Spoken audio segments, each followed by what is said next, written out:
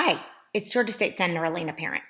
Today, I want to talk with you about Georgia's decision not to expand Medicaid under the Affordable Care Act and how the coronavirus is making it clear just how overdue that expansion truly is. Here in the South, we've underinvested in our healthcare system for decades, and Southerners, especially Southerners of color, are less likely to have health insurance. Not surprisingly, this has led to more health challenges.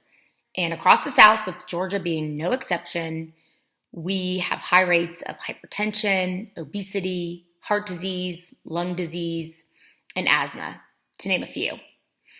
Georgia's Republican governors and Republican-led legislature have declined the opportunity to expand Medicaid to our working poor citizens ever since the law went into effect. And that now presents a combustible situation here in Georgia with the onset of the COVID-19 pandemic, a combination of historical lack of access to health care, leading to a more unhealthy population with higher levels of underlying conditions, and a failure to expand Medicaid mean that when a pandemic like this rips through Georgia, we could easily see a higher death rate than other states and in other parts of the country.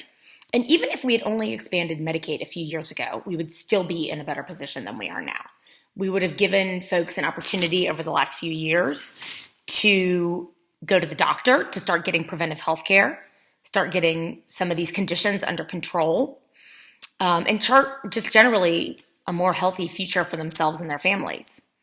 And it would mean that if folks are starting to feel symptoms of COVID-19, they could seek treatment instead of staying home stressing about the bills, how would they pay for them, and then maybe showing up in the emergency room when the disease has gotten to a bad state, when it's going to be much more likely to be fatal.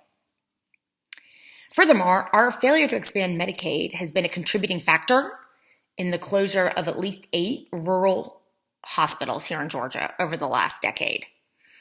This means that our healthcare system is stretched pretty thin, even under normal circumstances, and is really not in a good position to cope with high numbers of individuals needing to be treated during the coronavirus. In Georgia, the reality is that it's well past time to expand Medicaid. But the good news is that it is not too late.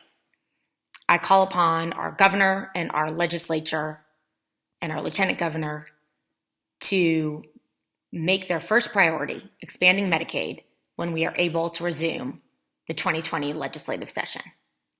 And I ask you to join me in that call. Thanks for listening.